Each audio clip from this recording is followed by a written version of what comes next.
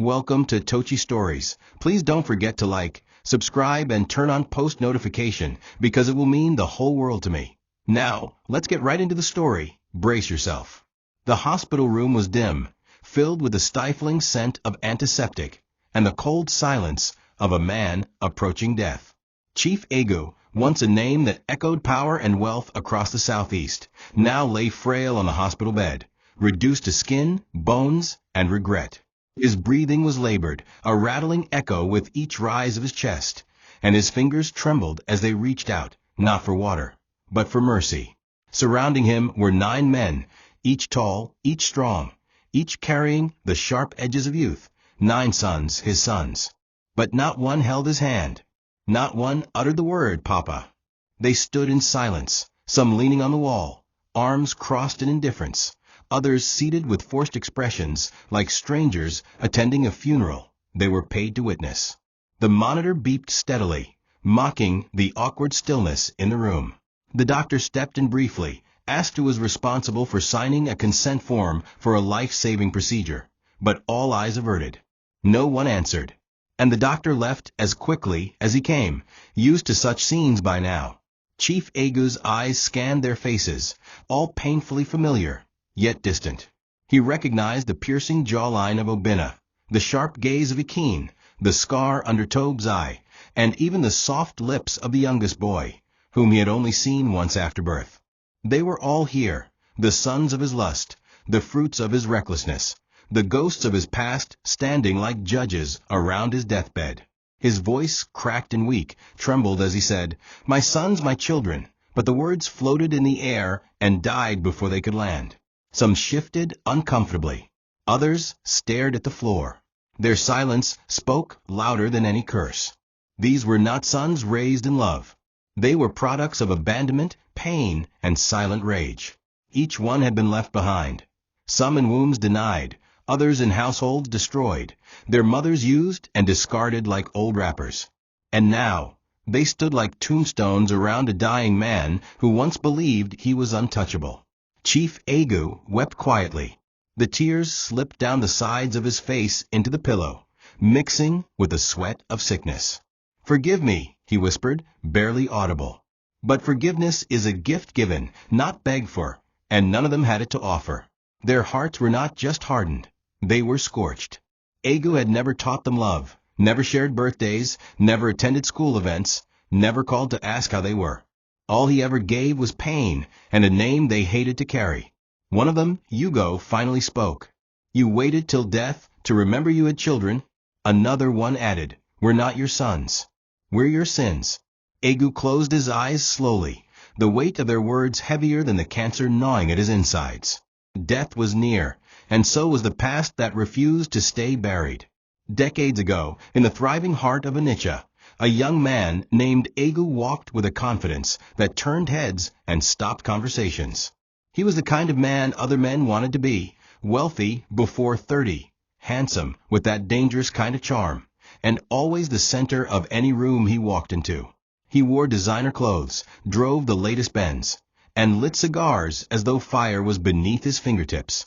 Women trailed him like shadows, captivated by the way he spoke, the promises he whispered, and the danger that came with touching a man who belonged to no one. He made money like water, real estate, import business, even silent political deals. But Agu had one addiction he never outgrew: women. And not just any woman. Young, naive, vulnerable women. He saw them as trophies, disposable, each one a short thrill in a long game of power and lust. To Agu, relationships were chains, and love was a disease for the weak. He bragged among friends that no woman could tame him. While his peers married and settled, Agu collected hearts and broke them without blinking. Every bar in the city knew his name. Every club had stories of him leaving with 2 women on each arm. He would give a lady a phone today, a car tomorrow, then vanish before the weekend. He didn't keep pictures. He didn't take calls twice. He was the definition of untouchable. And he loved the rush, the power of being wanted but unavailable. His apartment was filled with perfumes and lipsticks that weren't his, clothes of women who never stayed. And yet, beneath the laughter and parties, Agu never paused to think about consequence. Youth had lied to him, told him he would live forever, be rich forever, and be loved forever. His parents tried to talk to him once, warn him about building a legacy and finding peace. He scoffed.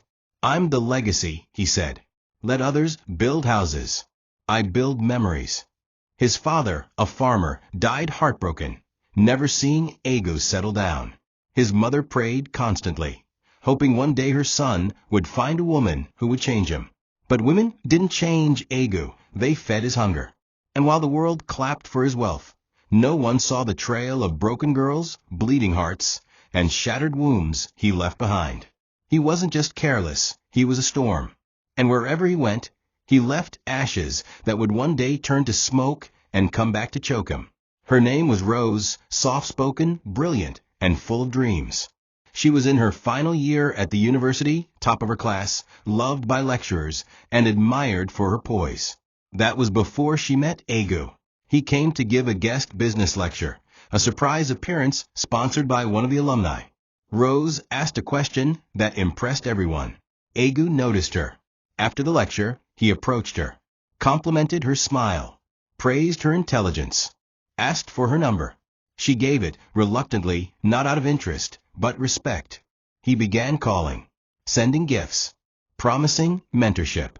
Within a month, the lines blurred. One night, he picked her up in his car, took her to a high-end dinner, and made her feel like the only girl in the world. One thing led to another, and before she could breathe, Rose was pregnant. She was devastated. When she told Agu, she expected him to panic. What she didn't expect was the cruelty in his laugh. "You? Pregnant for me? You must be mad." He denied it, accused her of being a gold digger, and told her never to call him again. When she threatened to go public, he warned her, "You will regret it." And just like that, Rose's world crumbled. Her scholarship was withdrawn after a mysterious complaint. Her church judged her. Her lecturers distanced themselves. She dropped out, not because she wasn't smart, but because she was now alone, pregnant, and shamed.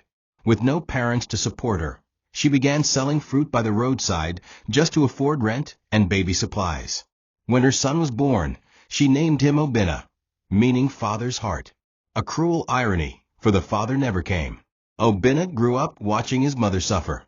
He never had a toy, never wore new shoes, but he had his mother's strength. She told him every birthday, "Your father is Agu. He denied you, but you will never deny yourself." Obinna grew into a fierce, driven boy, filled with questions and rage. Every time he saw the Agu estate on the news, he'd clench his fists. He wasn't after money. He wanted recognition, a moment, a name. But it never came. Rose grew thinner with stress, sacrificed everything to make Obinna attend school. And when Agu was busy dancing in clubs, Obinna was learning to fight tears and hold books with blistered fingers. He didn't know then that there were 8 others like him, carrying the same blood and the same hurt. Her name was Gloria, and she was only 19 when she met Agu at a friend's naming ceremony. She was soft-eyed, innocent, and carried herself with the timidity of a girl raised in a conservative home. Agu, older and polished, exuded power and charisma, effortlessly charming everyone in the room. Gloria was drawn to him not just because of his wealth or his designer shoes, but because he spoke to her like she mattered, like her dreams were valid. She told him she wanted to become a teacher, help young girls in the village get access to education. He called her rare and beautiful, told her she was the kind of woman a man would marry, not just use.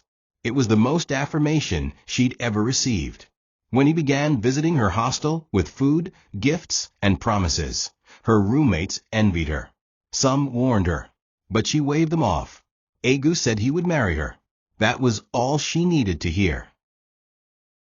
Gloria's pregnancy came like a soft betrayal, a growing belly that reminded her every day that something had changed. When she told Agu, he went cold. First silence. Then came the excuses. "I'm not ready. This wasn't the plan. You should have been careful." She begged him to listen, reminded him of his promises, the dreams they discussed, the names they'd chosen for their future children. He scoffed and said she was just another mistake. When she tried to contact him again, his number no longer went through. His driver stopped picking her up. The restaurant where they always met had no record of his recent visits. Gloria collapsed in a market one afternoon, trying to sell groundnut with her swollen belly. She was rushed to a clinic where she gave birth to twin boys. No one celebrated. No one came with gifts. She was alone, raising twins as a single disgraced mother in a society that shames women more than men was a trial of fire. Gloria scrubbed floors during the day and sold biscuits at night just to afford milk. Her parents had disowned her. Her friends disappeared. But the boys grew, strong and beautiful, a mirror of the man who caused her pain. She named them Chifu and Ibuka, hoping God would lift them above their origin. From an early age, they noticed the absence of a father and the sadness in their mother's eyes. Gloria never hid the truth. She told them his name, showed them an old photo, and said, "He was never a father. Don't ever become like him." That sentence became their anthem. As they grew older, they worked hard to support their mother, selling at bus stops and fixing tires. They were never invited to school father-son events. They never heard the words, "I'm proud of you," from any man. But they had each other, and the vow that they would never carry Agu's sins into their futures. Adiz met Agu at a charity gala her church hosted, and everyone said it was divine connection. He was calm, wealthy, spoke eloquently, and presented himself as a man who had turned his life around. Adiz, a nurse and Sunday school teacher, had been praying for a God-fearing husband. Agu played the role perfectly, attending church with her, quoting scriptures, joining hands to pray before meals. Her pastor even said, "This is the man you've been waiting for." She blushed through the courtship, convinced her prayers had been answered. When Agu proposed, it was in front of the church, on one knee, with soft music in the background. The congregation cheered. Adiz wept with joy. She believed God had finally remembered her. The wedding was grand, paid in full by Agu, who told her she never had to lift a finger again. At first, married life seemed perfect. Agu was affectionate, bought her everything she needed, and even supported her plan to open a clinic.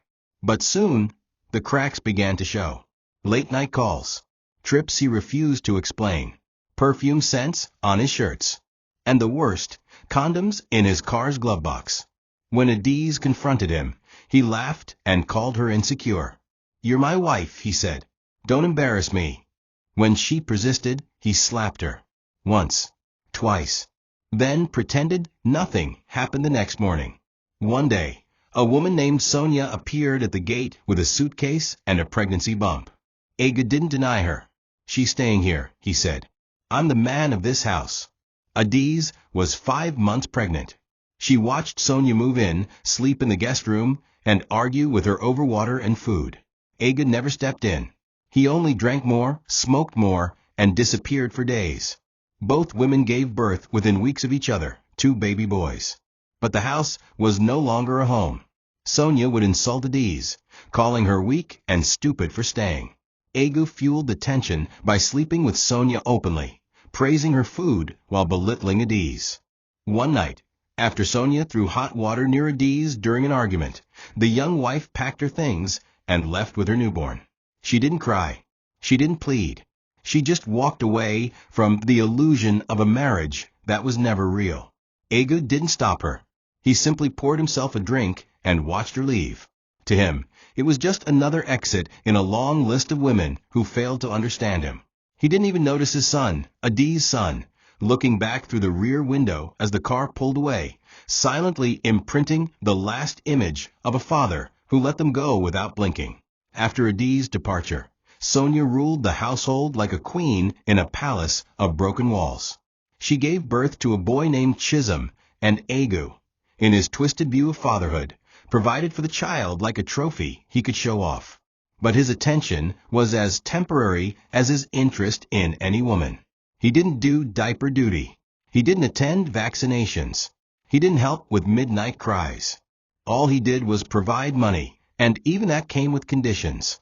Sonia quickly realized that having a baby didn't mean security. Agu was already entertaining other women, bringing them into hotels, and sometimes not coming home for days. She tried confronting him. "We have a child, Agu. I need you to be present." He laughed in her face and said, "You got what you wanted. Now let me be." That was the beginning of her descent into exhaustion. Raising a child under those circumstances felt like a full-time war. Sonia, once feisty and bold, became paranoid and tired. Her body ached from infections Agu brought home. Her spirit dimmed from constant arguments, slaps, and silences. One day, she caught him with a girl barely 20, a university student, and she broke down completely. She packed her things and left with her son, and the other son, Adiz, left behind. Agu didn't notice for days. When he finally realized she was gone, he muttered, "She'll come back. They always do." But Sonia didn't. She ran far, swearing never to expose her boys to a man who traded women like cars. And for the first time in her life, she prayed. Not for Agu to change, but for strength to erase him from their lives. The two boys, close in age but born from two mothers, grew up in the same city but under a roof of silence. She never mentioned Agu again. Agu, however, remained unmoved. He believed life was for enjoyment. "You only live once," he would tell his friends, "so live well." He didn't see his actions as wrong. To him, he was just enjoying his blessings. He saw women as distractions, useful but temporary. With money still flowing and his name still powerful in certain circles, Agu continued his rampage, blind to the seeds of bitterness he was sowing in the hearts of his growing sons. He never called them, never sent gifts. He didn't even remember their birthdays. All that mattered was today, and today was for pleasure. But what Agu didn't realize was that legacy isn't measured by money or mistresses. It's measured by what your children feel when they hear your name. And slowly, silently, his name was becoming a curse in the mouths of those who bore it. Chief Agu's appointment as a senior lecturer at one of the top federal universities was another crown added to his already overinflated ego. Though barely qualified academically, he secured the role through powerful friends in high places, paying his way through influence and favors. He wasn't there to teach. He was there to pray. The young students, eager, naive, desperate for grades, became easy targets for a man who saw the institution as a hunting ground. Agu was infamous for prowling lecture halls after class hours, inviting female students to his office, or summoning them with coded texts like, "Come pick your future." Those who complied were rewarded with marks, money, or promises of help. Those who refused were blacklisted, humiliated, or failed unjustly. To Agu, it wasn't abuse. It was part of the game, a transaction of pleasure for promotion. He had convinced himself that power was meant to be enjoyed, and he was untouchable. One of his victims was Amara, a quiet, brilliant 200-level student from a poor background. She caught his attention during a departmental presentation. Her voice was confident, her mind sharp, and unlike most, she refused to be intimidated by his presence.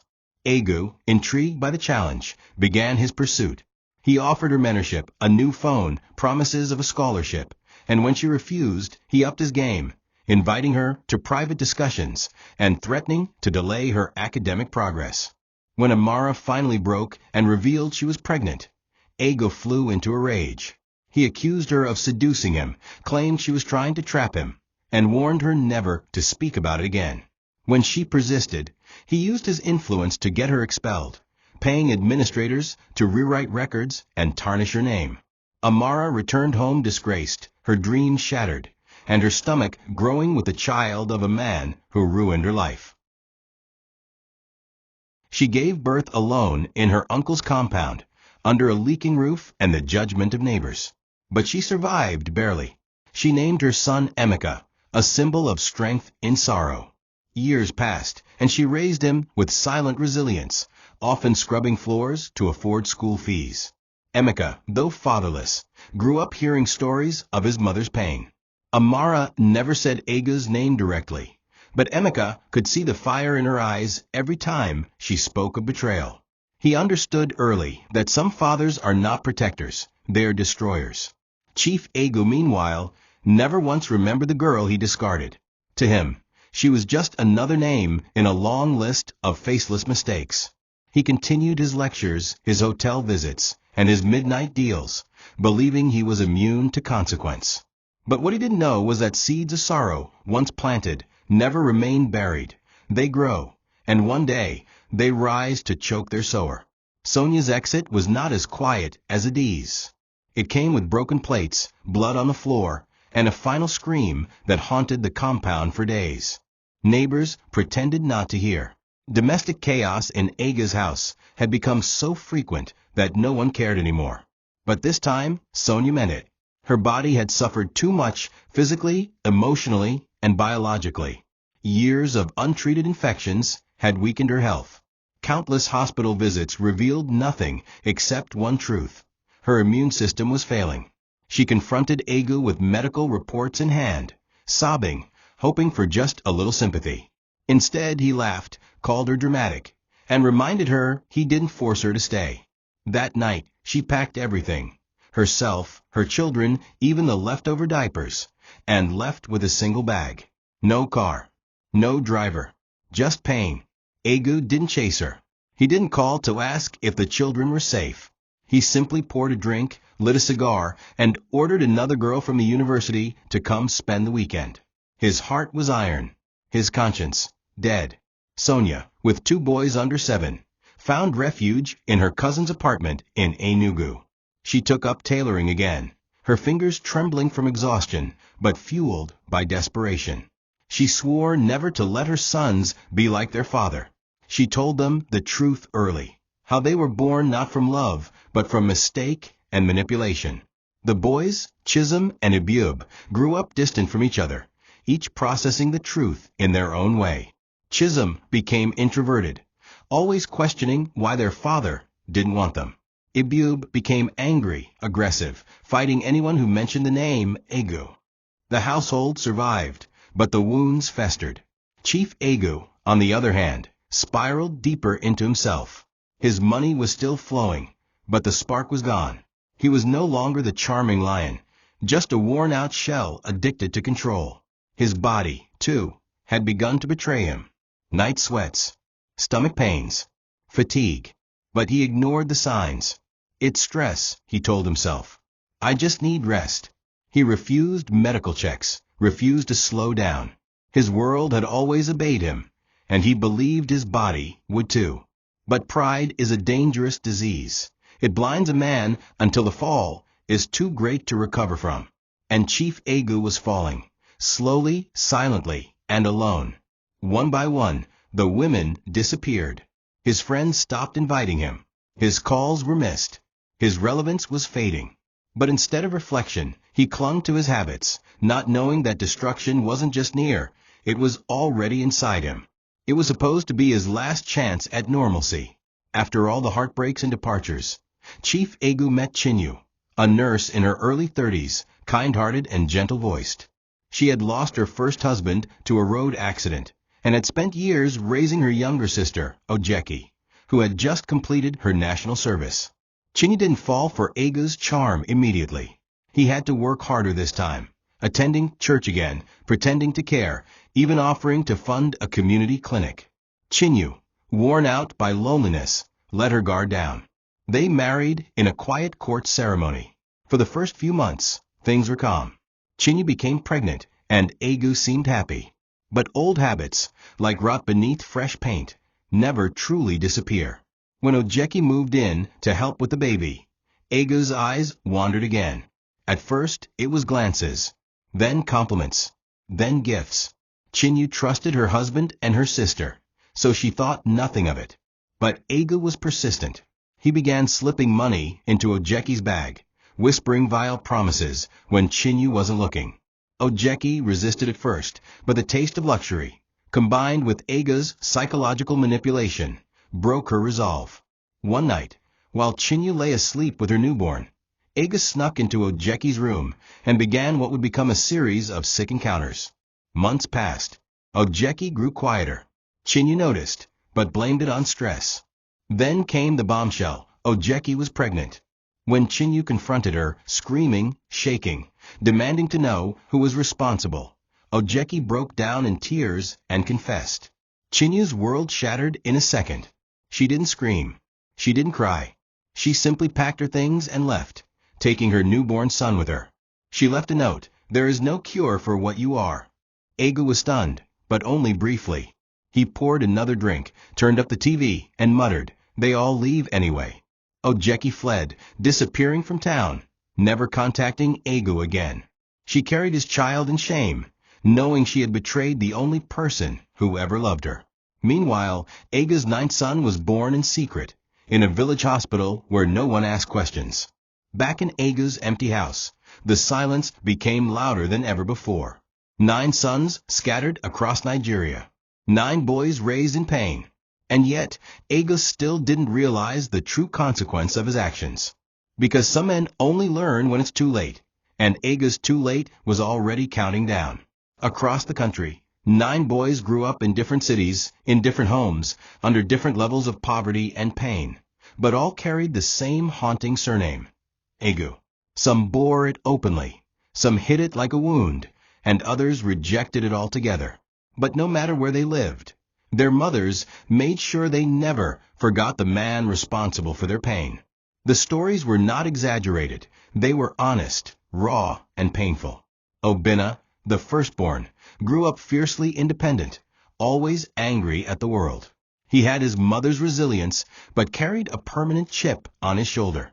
Chukwu and Ibuka, the twins from Gloria, became inseparable brothers in arms, building a scrap metal business from scratch. Their closeness came from years of watching their mother suffer and shielding her from landlord insults. Then there was Junior, Adi's son, raised quietly in a Christian home. He hated confrontation, but the absence of a father left a hole in him no church sermon could fill. Chisholm and Abub, Sonia's boys, grew into teenagers with fire in their veins.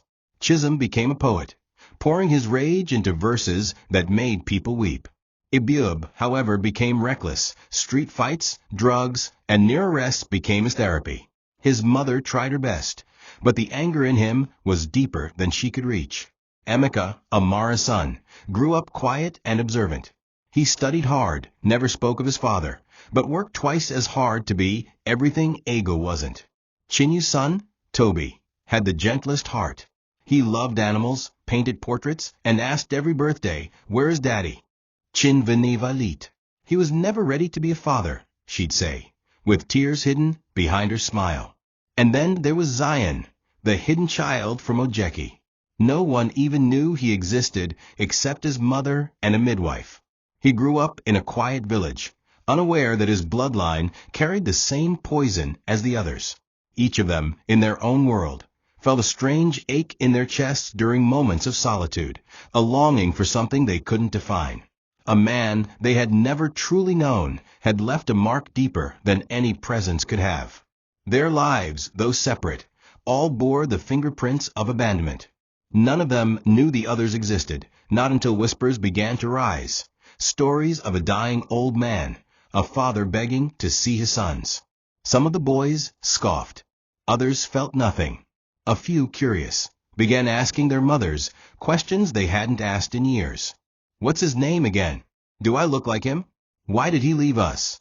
The mothers answered gently, with hurt in their eyes, because they too bore scars, not just from betrayal, but from raising warriors with broken hearts. Agu's sins had traveled farther than he ever imagined. And now, the past he ignored was beginning to stir, ready to return in a way no money could stop. Chief Agu's wealth had once felt endless, like a river that could never dry up. But rivers don't run forever, especially when there's no dam of discipline to preserve them. His businesses began to crumble slowly, starting with a failed real estate deal in Lagos that drained nearly 40 million naira. Then a shipment from China went wrong, fake goods, wrong timing, and customs bribes that spiraled into debts. His once loyal employees began to resign. His personal assistant stole funds and vanished. Even the tenants in his plazas stopped paying rent, aware that the once feared chief was no longer as powerful. Then came the final blow, the doctor's diagnosis. Stage 3 stomach cancer. He blinked at the results in silence, then chuckled, as if the paper was lying. "This can't happen to me," he said, slamming the folder shut. "I'm Agu, the lion." But the pain in his gut said otherwise. increasing every night until he could no longer sleep without pills. Treatment was expensive. Chemotherapy drained not just his body, but his wallet. Private hospitals didn't care about ego. They asked for receipts, not reputation. Agu began selling his lands, one in Nui, another in Asaba. Then the house in Port Harcourt went. Soon, the Mercedes-Benz was parked in the corner of his compound, rusting in silence. His staff shrunk from 10 to 3, then just one loyal gateman who had been with him since the beginning. That man, Isaiah, was the only one who spoke to him without fear.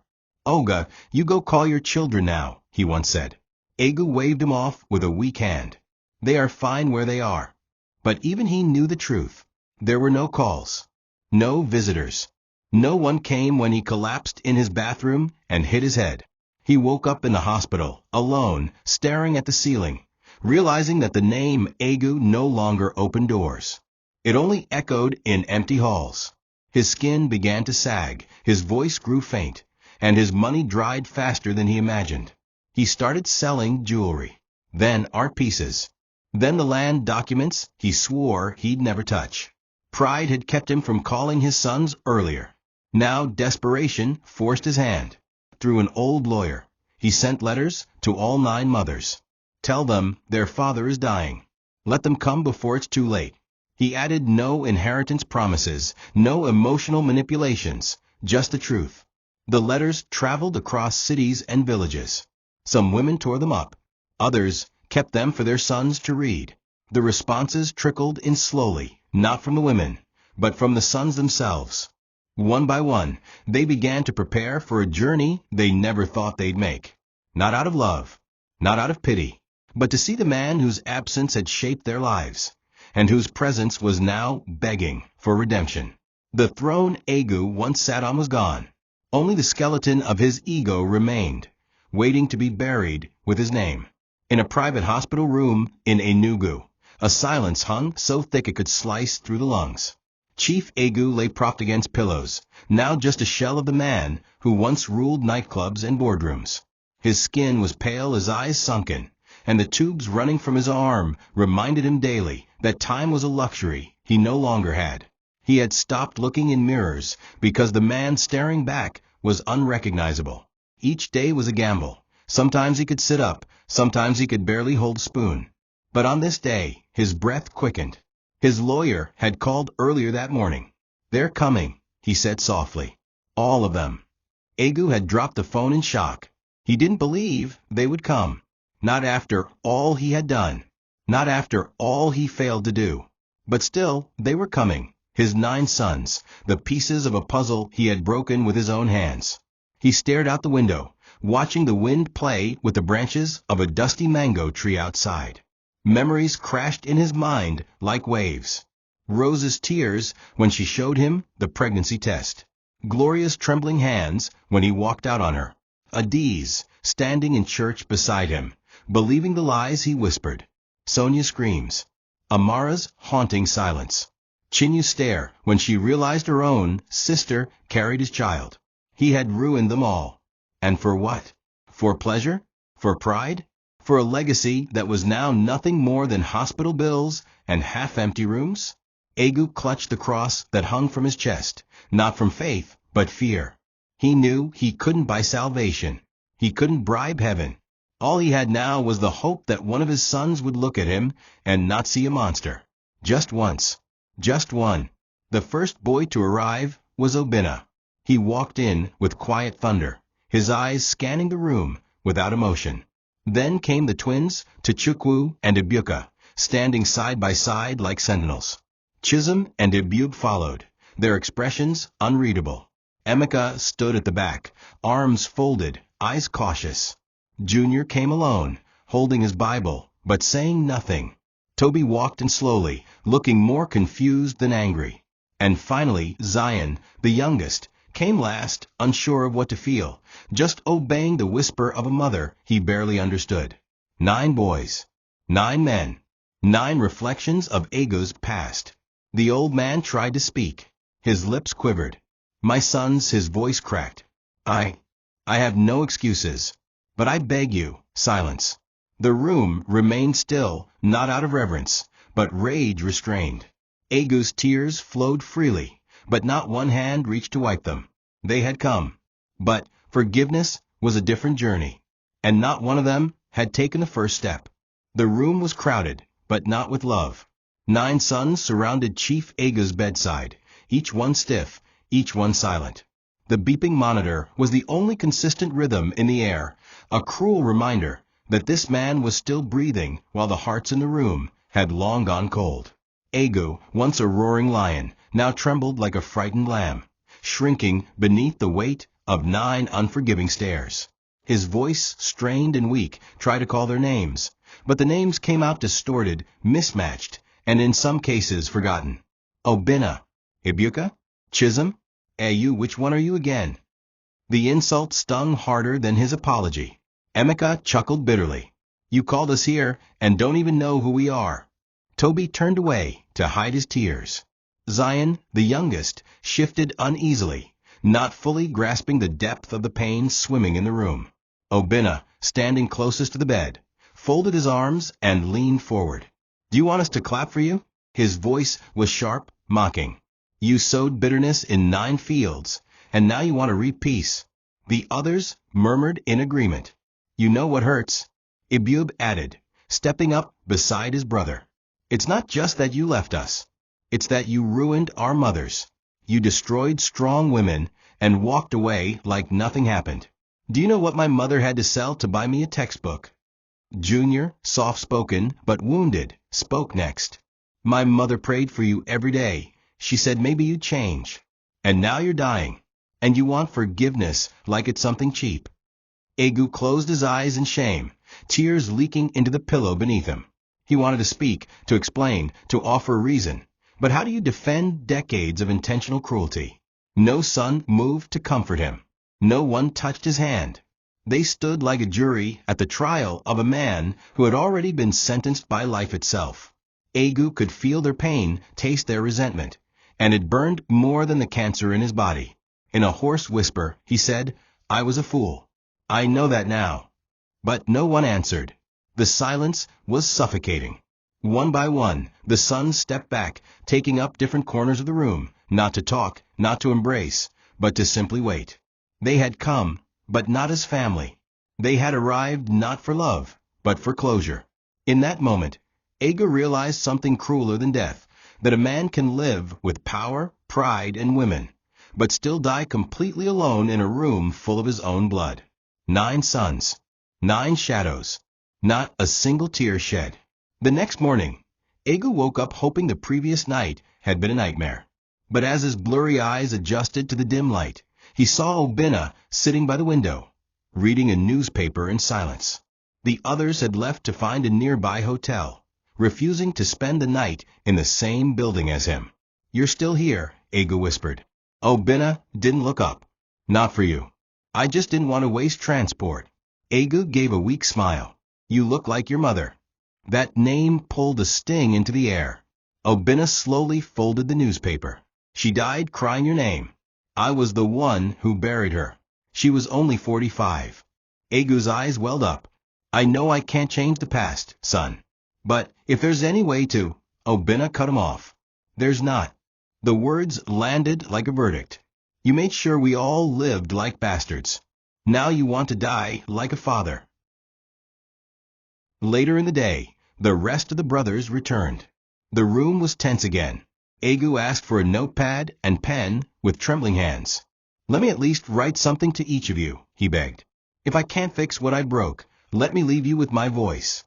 The lawyer was called. Letters were written, each sealed in envelopes marked by name. He begged them to read them after he passed. I am not asking for your love, he whispered. Just your ears.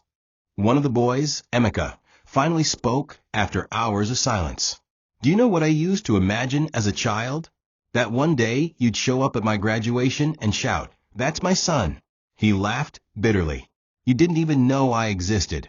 Chisholm added, When I won my first poetry contest, I looked at the crowd and thought, maybe my father snuck in quietly. But no, all I saw were strangers. As the night deepened, Agu broke down again. This time it wasn't just from illness, It was from heartbreak. He realized the legacy he had built wasn't in real estate, women, or cars. His legacy stood around him, refusing to forgive. "I'm sorry," he said, his voice cracking like glass. "Not just for what I did, but for who I was. I was a coward hiding behind pride." The words trembled, hanging in the air like smoke, but no wind of compassion came to clear them. One by one, the sons began to leave the room again, some shaking their heads, others just numb. Only Toby remained for a while longer, looking at the frail man who gave him life but never gave him love. "You know," Toby said quietly, "my mother used to say you were a good man once. I guess even she wanted to believe that lie." Then he turned and walked out, and Agu was left to stare at the ceiling, begging a god he had long forgotten to take away the pain he had created with his own hands. 2 days later, the doctor walked in at 6:42 a.m. to check Agu's vitals, only to find the man cold, pale, and motionless. The beeping had stopped. The silence was final. Death had come without ceremony, without fanfare, just like the life he had ended up living. The sons were called. No one cried. They sat in the hallway, waiting for the paperwork to be completed. "Do we bury him here or take him back to his village?" Ibuka asked. Obina shrugged. "Let him be buried wherever they'll take the body. It's not like he left any instructions." The lawyer arrived with the letters. Some sons accepted them without comment. Others refused. "I don't need words from a dead man," Ibub spat. The hospital arranged a simple casket. No elaborate planning. No state honors. No community came forward to claim him. Agu, once revered and envied, was now just a name on a steel tag and a file folder. The burial took place with minimal ceremony. The priest read the rites without emotion. Only the lawyer, the hospital staff, and the 9 sons were present, and even they stood apart from a grave, like strangers watching a stranger descend into dust. There were no speeches, no legacy to remember, just dirt covering a man who had once walked as though the world belonged to him. When the final shovel of sand landed, the silence returned. The sons did not linger. They did not hug. They simply turned away and walked toward their separate paths. For a moment, it looked like they might never speak again. Agu had not only failed as a father, he had failed as a man. His death meant nothing to the world. And even to his sons, it was simply the end of a man who had ended their childhoods before they even began. But something subtle shifted. At the gate of the cemetery, Emeka turned and looked back at the grave. "Do we just leave it like that?" he asked. The others paused. Obina shrugged. "There's nothing else to say." But Chisholm took a stick and wrote on the fresh mound of sand, "Here lies a man who lived for himself and died by himself." It was crude, brutally honest. But none disagreed. They left it there, not as mockery, but as truth. No flowers. No framed photo. Just a grave that reminded them of what not to become. As they boarded separate vehicles, the silence lingered. But deep down, each of them knew this wasn't the end. Because legacies, even broken ones, leave echoes. And though Chief Agu's echo was hollow, it would now ring through 9 lives that refused to forget and would never fully forgive. It was after the burial, in the quiet hours of dusk, that something unexpected happened. The 9 sons, who had come together like strangers bound by obligation, found themselves seated under the same hotel roof for the first time, sharing a dinner table with lukewarm food and heavier silence. The room was too quiet for the number of men present. No one touched the fried rice, no one passed the water. Then Obina, the oldest, cleared his throat. "I still don't know all your names," he said. It wasn't said with arrogance, just blunt honesty. One by one, they introduced themselves, awkward, unsure, like kids on the first day of school. Ibuka chuckled softly when Toby introduced himself as the one from Chinu. "She was kind," he added. "My mom said she left before the worst of him got worse." The others nodded. Gradually, the conversation warmed, not with joy, but with shared pain. It was the first time they realized how alike their stories were. Different cities, different mothers, but the same ghost of a father casting a shadow over every childhood. As the hours passed, the resentment they had held against each other began to soften. There were no accusations, no competition for inheritance, no blame over whose mother suffered more. They spoke of nights they cried without understanding why, of times they stared at other boys playing football with their fathers and felt something heavy in their throats. Emeka talked about how he used to fantasize that Agu was a secret agent who stayed away for noble reasons, a coping lie he created as a child to survive loneliness. Chisholm recited a poem he had written about absence. Zion, the youngest, said he never even knew who his father was until last month. My mom hid everything from me, said she wanted me to grow up free of bitterness. But I feel it now, he said, tears in his eyes. They all sat quietly after that, letting the emotion settle. It was a strange warmth, not love, but a seed of something close to family. They decided to stay in the city a few more days. Not for Agu, but for themselves. They exchanged numbers, started a group chat, and even joked about forming a WhatsApp group called Sons of Regret. For the first time, they didn't feel alone. There was healing in their brotherhood, a slow, cautious healing that came from seeing their reflection in one another. They made a vow, not aloud, but with eyes and gestures, that they wouldn't let their pain define the next generation. The night ended with a group photo, awkward but necessary. 9 brothers, 9 survivors. They had come to bury a man, but somehow unearthed each other. The bond wasn't forged in blood. It was born out of scars, and sometimes scars are stronger than flesh. A week after the funeral, the lawyer, Mr. Emanike, sent sealed envelopes to each of the sons as promised. Inside each envelope was a letter handwritten by Agu during the final weeks of his life. The handwriting was shaky, filled with smudged ink and tear-stained paper. Some of the boys hesitated to open them. Others tore them apart without reading. But a few, driven by curiosity, pain, or a desire for final closure, sat down and read the words of a man whose voice they never truly knew. Obinna opened his letter late at night, sitting on the balcony of his tiny apartment. The letter began, "To the one I never fathered, but always wondered about." It continued with an apology, not polished, not poetic, but raw and clumsy. Agu admitted to being afraid of responsibility, afraid of love, and too proud to ask for help when he needed it. "You were my first mistake," he wrote, "and that mistake haunted me in ways I never admitted to anyone."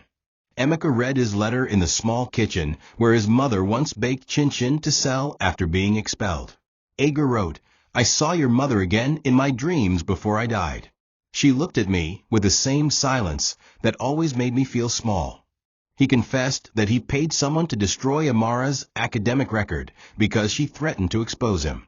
"I destroyed a queen because I feared the throne she'd build for our son would outshine mine," he wrote.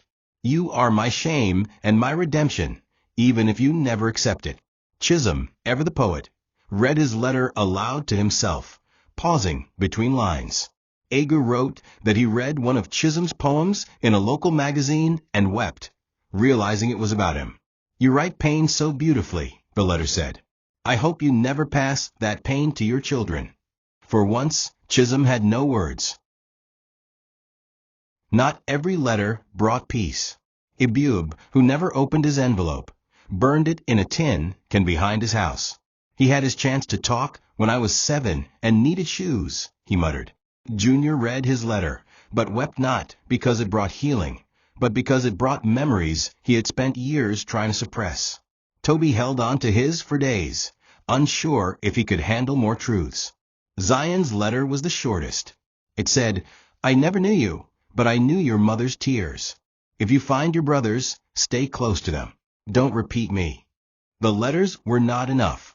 They didn't undo the wounds or erase the trauma. But for some, they were a mirror, a final glimpse into the broken heart of a man who never learned how to love, but desperately wanted to. Far too late. 3 months after the burial, Obinna caught himself doing something strange. He raised his voice at his girlfriend during an argument. She flinched. And in that moment, he saw his father in himself, not in appearance, but in reaction. The realization hit him so hard he locked himself in the bathroom and cried for 30 minutes. "I'm becoming him," he whispered over and over, gripping the sink. That night, he called Emeka, his closest bond from the funeral. Do you ever feel like he's in you? Emeka didn't respond immediately. Then he said, every time I get close to someone, I want to run. Like he did. The confession broke the silence between them. They decided to meet again. They invited the others. One by one, the brothers began to admit their fears, of commitment, of anger, of becoming shadows of a man they had buried, but hadn't yet buried inside themselves. Chisholm had begun drinking more. Ibube got into another fight. Zion started skipping classes. They were all unraveling in different ways, but no one saw it, except each other. So they formed a pact. Every month they'd meet, in person or online, to talk. No judgment. No pretending. Just honesty. It started with 5 of them. Then 6. Eventually, all 9 joined. They shared victories, new jobs, reconciliations with mothers, therapy sessions. They also shared struggles, relapses, fears, nightmares. The group became a lifeline. They were not just sons anymore. They were brothers. Emeka once said during one of the sessions, "We are our own fathers now. We choose who we become." That line stuck. It echoed in each of their lives, a reminder that the sins of Agu would not define their future. They began to change slowly, like trees leaning back towards sunlight after years of growing in darkness. Obinna apologized to his girlfriend and started therapy. Chisholm published a book titled Letters to My Father's Ghost. Toby began volunteering at an orphanage. Even Ibube enrolled in an anger management class. Zion, with the help of his oldest brothers, got into university. They were not perfect. They still carried scars. But they were choosing healing, choosing change. One day, Junior stood in front of a mirror and whispered to himself, "I am not him." It was a declaration, a vow. The reflection stared back, not of Chief Agu, but of a man rising from the ashes of generational pain. A man becoming better.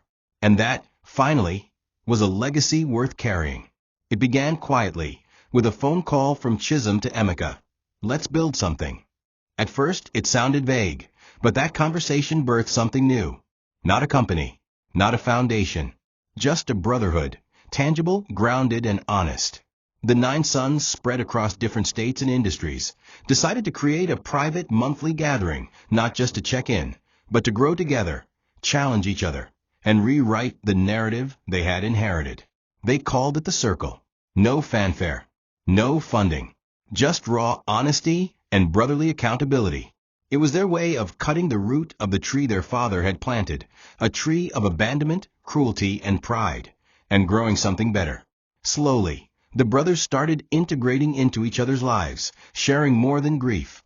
Business ideas, wedding invites, baby photos. Pain had introduced them. Healing now held them together. Chifu and Ibuka used their welding skills to start a small furniture business. With Obinna's help, they got their first contract from a government office. Toby, who loved children and once grew up with constant questions, started helping organize school visits to orphanages and began painting again. Chisholm's poetry readings went viral after one of his spoken word videos, titled "Fatherless Does Not Mean Loveless," struck a national chord. Emeka, ever the thinker, began writing a memoir in his mother's honor, a story of sacrifice, silence, and endurance. Zion, mentored closely by Junior, got into university and began studying psychology, determined to help other young men deal with emotional trauma. And Ibube, the wildest of them, started boxing, turning his fists from weapons of pain into tools of discipline. For the first time in their lives, they weren't just surviving, they were thriving, without ever needing to wear the Agu name as a badge. At one of the meetings, Obinna brought up a difficult truth. We may never forgive him, but we can outlive him, not in years, but in meaning. Heads nodded. No one defended Agu anymore, and no one cursed him either. He was gone, buried in the past. But what remained were choices. Every day, each of them faced the temptation to repeat his sins, to cheat, to lie, to abandon, to use women. And every day, they chose not to. That, they realized, was the real victory. Not a clean grave or empty apologies, but transformation. One night, during a group dinner, Zion raised a toast to our mothers, the ones who stayed, suffered, and didn't let us become what he was. That night, for the first time in their lives, the 9 sons laughed, not bitterly, not out of defense, but freely. It was a laugh soaked in freedom, a laugh earned through scars, not handed down like inheritance. And in that moment, they were not Agu's sons anymore. They were their own men. 2 years later, the brothers made one final journey, to the village where Chief Agu had been buried in a lonely plot beside a crumbling fence. The land had become overgrown, the headstone cracked, the weeds taller than a child. No one had maintained the place. No one remembered the name. It was as though the ground itself had chosen to forget him. The brothers arrived in silence. They carried no flowers, no ribbons, no priest. Just their presence.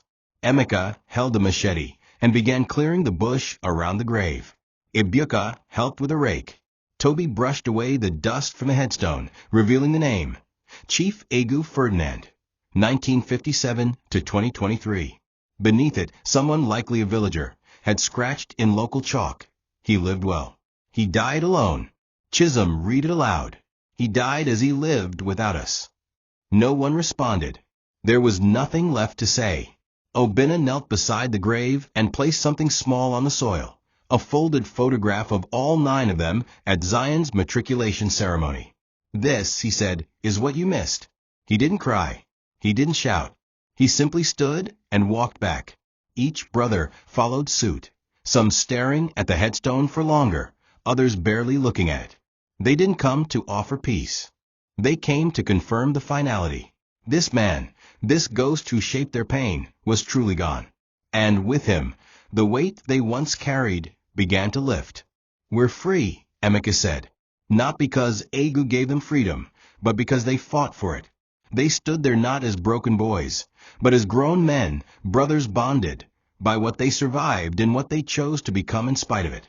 As they turned to leave, a small group of village boys passed by, playing football barefoot and laughing loudly. One of the brothers, Ibub, smiled. Let's go before we scare them. And so they walked back to their car, 9 figures walking away from a grave that no longer haunted them. They didn't look back. Not once. Because the future wasn't behind them. It was in the lives they were building. The scars were still there, but they no longer defined them.